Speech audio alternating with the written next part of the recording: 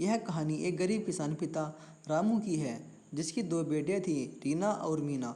दोनों ही मानसिक रूप से कमज़ोर थी और किसी भी सामान्य कार्य में निपुण नहीं थी।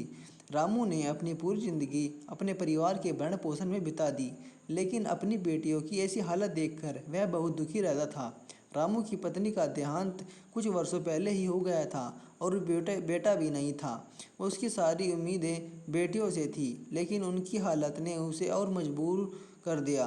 प्लीज़ दोस्तों, आपसे हाथ जोड़कर विनती है, मेरी एक वीडियो को लाइक कर दीजिए प्लीज़। रामू का एक गांव छोटा था और उसकी आर्थिक स्थिति भी अच्छी नहीं थी। वह अपनी छोटी सी ज़मीन पर खेती करके परिवार का पेट पालता था। उसकी बेटियां रीना और मीना घर के कामकाज में कोई मदद नहीं कर पाती थी, क्योंकि वे मानसिक रूप से पूरी तरह से कमज़ोर थी। गांव के लोग उनकी हालत को देखकर तरह तरह की बातें बनाते थे, जिससे रामू का दिल बहुत दुखता था। वह चाहता था कि उसकी बेटियां भी कुछ काम करे, समाज में सम्मान से जी सके, लेकिन उनकी हालत देखकर वह कुछ नहीं कर पाता था। एक दिन गांव में एक मेले का आयोजन हुआ। रामू ने सोचा कि वह अपनी बेटियों को मेले में घुमा लाएगा ताकि उनका मन बहल सके। जब वे मेले में पहुंचे तो वहां बहुत भीड़ थी। मेले में तरह तरह के खेल खिलौने, झूले और दुकानें लगी हुई थी। रामू ने अपनी बेटियों को गुब्बारे दिलवाए, मिठाई खिलाई और उनके चेहरे पर मुस्कान देखकर वह बहुत खुश हुआ। तभी रामू की नज़र एक खेल पर पड़ी, जहां लोग तरबूजों पर निशाना साधकर उन्हें जीत रहे थे। खेल में एक ऊंचाई पर तरबूज लटके हुए थे, जिनमें से कुछ तरबूज के अंदर सोने के सिक्के रखे गए थे। लोगों को एक गोल गेंद फेंककर तरबूज पर निशाना लगाना था। यही गेंद सीधा तरबूज के अंदर जाती और सिक्का पर तरबूज होता तो खिलाड़ी तो वह सिक्के मिलते थे। रामू ने देखा कि लोग बहुत मेहनत से खेल रहे हैं और जिनके निशाने अच्छे होते हैं वे सोने के सिक्के जीत रहे थे। रामू ने सोचा कि क्यों न वह भी इस खेल में अपनी किस्मत आजमाए। उसने थोड़ा पैसा निकाला और खेल में भाग लिया, लेकिन वह एक भी तरबूज नहीं जीत पाया। रामू का दिल टूट गया, लेकिन तभी उसके दिमाग में एक विचार आया। उसने सोचा कि अगर कोई उसकी बेटियों को इस खेल में हिस्सा दिलाए तो शायद लोग उन पर दया करेंगे और वह थोड़े बहुत पैसे कमा पाएगा। रामू ने मेले के आयोजक से बात की और उनसे विनती की कि वह अपनी बेटियों को खेल में हिस्सा दिलाना चाहता है। आयोजक को रामू की हालत देखकर उस पर दया आ गई और उसने रामू को इजाज़त दे दी। रामू ने अपनी बेटियों को खेल में हिस्सा दिलाया। लोगों ने जब रीना और मीना को खेलते देखा तो वे उस पर हंसने लगे। दोनों लड़कियां निशाने लगाने में बहुत कमज़ोर थीं और हर बार गेंद गलत दिशा में फेंक देती थी। रामू की आंखों में आंसू आ गए, लेकिन उसने अपने दिल को मजबूत किया और खेल को जारी रखने को कहा। धीरे धीरे लोगों का ध्यान इस खेल पर ज़्यादा जाने लगा।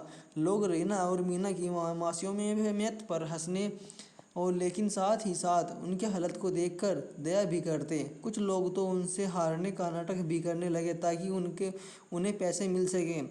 रामू ने देखा कि उसकी बेटियों की वजह से खेल की लोकप्रियता बढ़ रही है और लोग उन्हें देखकर खुश हो रहे हैं। मेले में एक व्यक्ति आया जिसका नाम राजू था। राजू ने देखा कि लोग रामू और उसकी बेटियों का मजाक उड़ा रहे हैं। उसने देखा कि दोनों लड़कियां मानसिक रूप से कमज़ोर हैं और खेल में अनुभव नहीं रखती।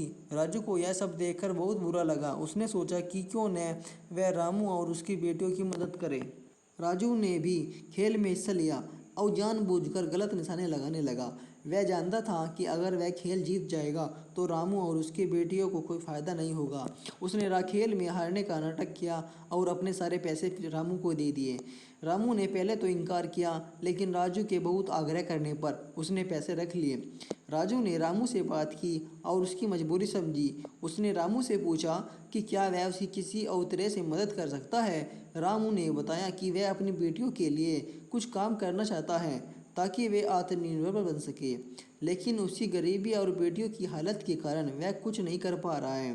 राजू ने रामू को सलाह दी कि वह गांव छोड़कर शहर चले जाएं, जहां उसे ज़्यादा मौके मिल सकते हैं। पहले तो रामू को यह सुझाव बहुत अजीब लगा, लेकिन बाद में उसने सोचा शायद यह सही है। राजू ने रामू को अपने साथ शहर चलने को कहा और वहां एक छोटी सी नौकरी दिलाने का वादा किया। रामू ने अपनी बेटियों के भविष्य के लिए यह प्रस्ताव स्वीकार कर लिया। कुछ दिनों बाद रामू अपनी बेटियों के साथ शहर आ गया। रामू ने उसकी मदद की और एक छोटी सी दुकान पर काम दिलाया। राजू ने धीरे धीरे मेहनत की और पैसे कमाने शुरू किए।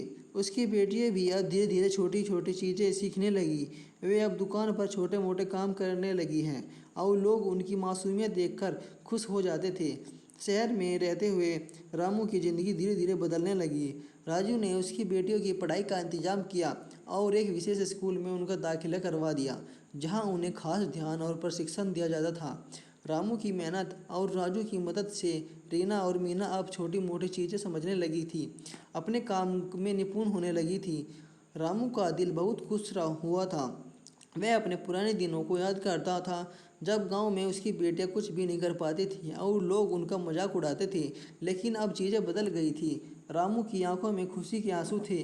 उसकी बेटियां अब अपने पैरों पर खड़ी हो रही थी और समाज में उनका सम्मान बढ़ रहा था। यह कहानी हमें यह सिखाती है कि किसी भी हालत में हार नहीं माननी चाहिए। जीवन में कितनी भी मुश्किलें क्यों न आए, अगर हम हिम्मत और मेहनत से काम करें तो किसी भी हालत को बदला जा सकता है। रामू ने अपनी बेटियों की मजबूरी को अपने हौसले से उनकी ताकत बना दिया और उनकी ज़िंदगी को एक नई दिशा दी। यह कहानी उन सभी लोगों के लिए प्रेरणा है जो कठिन हालात में हार मान लेते हैं। अगर रामू जैसा गरीब और मजबूर पिता अपनी बेटियों के लिए इतना कुछ कर सकता है, तो हम भी अपनी ज़िंदगी में किसी भी चुनौती का सामना कर सकते हैं। प्लीज़ दोस्तों, इस वीडियो को एक लाइक कर दीजिए अगर आपको पसंद आई हो। प्लीज़ आपका बहुत शुक्रियाना होगा। धन्यवाद। आपका दिन शुभ हो।